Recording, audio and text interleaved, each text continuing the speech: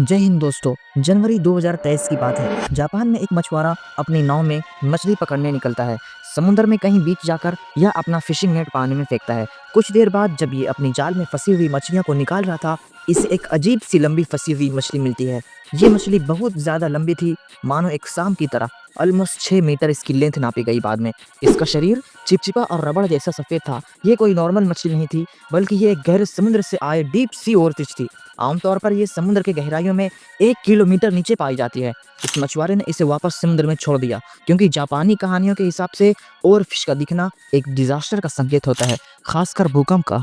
2011 में जापान में एक बहुत ही भयंकर अर्थक्वेक आया था, और उस अर्थक्वेक से ठीक पहले करीब 20 ओवरफिश की डेथ बॉडीज जापानीज कोस्ट पर पाई गई थी। क्योंकि आज इन कहानियों पर सवाल उठने लग रहे हैं कि ये सिर्फ जापान में ही नहीं, बल्कि पिछले कुछ सालों में कई सारे जगहों में डेथ बॉडी पाई गई है ओवरफिश की। समुद्र के तट के किनारे 2023 में एक मछुआरे ने करीब 50 ओवरफिश को एक ही बार में पकड़ा। 2024 में कैलिफोर्निया में ये फिश 3 बार दिखाई दी। फरवरी 2025 में एक जिंदा ओवरफिश मेक्सिको में दिखाई दिया। इन मछलियों का एक बार दिखाई देना एक हैरान कर देने वाली चीज़ है, क्योंकि कुछ साल पहले तक ओवरफिश को देखना बहुत रेयर चीज़ होती थी, और 2001 में यह पहली बार था कि एक जिंदा ओवरफिश की फिल्मिंग की गई थी। कि बात यहाँ सिर्फ ओवरफिश की ही नहीं है। गहरे समुद्र में बहुत सारे ऐसे डीप सी क्रिएचर अचानक से बाहर निकलते हुए दिखाई दे रहे हैं। जायंट फैटम जेलीफिश, ये कमाल का जीव जिसकी डेंटिकल्स रिबन जैसे 10 मीटर से भी लंबे होते हैं। ये आमतौर से समुद्र के 1 से 2 किलोमीटर की गहराई पर मिलता है, लेकिन अंटार्कटिका में ये 80 मीटर की गहराई पर देखा गया। इसी साल 2 और ऐसी घटनाएं हुई। रसिया में मछुआरे ने एक ऐसा जीव को पकड़ा जो एलियन की तरह दिखता है। ये एक स्मूथ लंप फिश था, जिसका शरीर एक ब्रेन जैसा दिखता है। इसके अलावा स्पेन के कोर से लगभग 2000 किलोमीटर दूर ब्लैक सी डेविल एंगलर फिश समुद्र के सतह के पास देखी गई। यह डरावनी सी दिखने वाली मछली, इसका नाम ही समुद्री शैतान है। ये दोनों प्रकार की मछलियां फिर से डीप क्रिएचर है, जिन्हें ऊपर ऑलमोस्ट कभी नहीं देखा गया। जाहिर सी बात है, यहाँ पर सवाल उठता है, आखिर हो क्या रहा है? ये डीप क्रिएचर्स जिनकी खबर इंसानों को हजारों साल से नहीं थी, अचानक से सरफेस पर क्यों आ रहे हैं? आइए हम समझते हैं इस मुद्दे को गहराई से।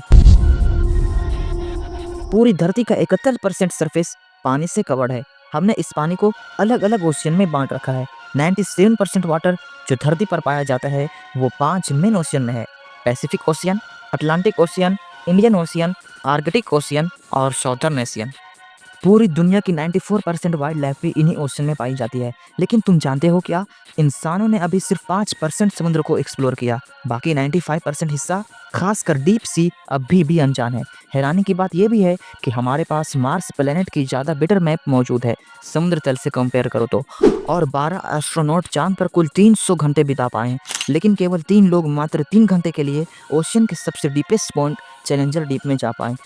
जब आप गोवा के किसी बीच पर पानी में खड़े होकर देखते हैं, तो आपको सिर्फ ऊपर की लेयर दिखाई देती है। इसे हम सनलाइट जोन कहते हैं, जहां तक सूरज की रोशनी पहुंच पाती है। ओशियन में मौजूद वाइल्ड लाइफ इसी एरिया में सबसे ज़्यादा कलरफुल होती है। ये समुद्र की इकलौती लेयर है जहां फोटोसिंथेसिस पॉसिबल हो सकती है, इसलिए यहाँ पर माइक्रो एल्गे भी पाए जाते हैं। और इसके अलावा इस लेयर में ज़्यादातर वो चीज़ें रहती है जिसे हम ऊपर से एसोसिएट कर सकते हैं, जैसे वेल, शार्क्स, टर्टल्स और डॉल्फिन। लेकिन जैसे जैसे हम नीचे जाने लगते हैं, रोशनी कम होने लगती है। पानी सनलाइट को सोख लेता है। 10 मीटर की गहराई पर सिर्फ 16% सनलाइट बची रहती है। 100 मीटर की गहराई तक आते आते सिर्फ 1% सनलाइट बच जाती है। थोड़ा हम और नीचे जाते हैं तो 1000 मीटर पर कोई रोशनी पहुंच ही नहीं पाती। यही कारण है कि इंसानों के लिए इससे ज़्यादा नीचे देख पाना मुश्किल हो जाता है। लेकिन सनलाइट जोन के बाद 200 मीटर की गहराई पर दूसरी जोन शुरू हो जाती है, जिसे हम ट्विलाइट जोन कहते हैं। और इसी जोन में अजीबो गरीब जीव मिलने शुरू हो जाते हैं, जैसे कि स्ट्रॉबेरी स्क्वैड, एक ऐसा स्क्वैड जो बिल्कुल ही स्ट्रॉबेरी जैसा दिखता है। और अगर आप इसके और अंदर जाएंगे तो आपको बेहद खूबसूरत और ख़तरनाक जीव देखने को मिलेगा। और अगर आपको जानना है कि इसके और अंदर क्या है, तो हमारे साथ जुड़े रहने के लिए इस चैनल को सब्सक्राइब करें। हाँ, कमेंट में ज़रूर बताना, क्या आप समुद्र के सबसे डीप चैलेंजर में जाना पसंद करेंगे?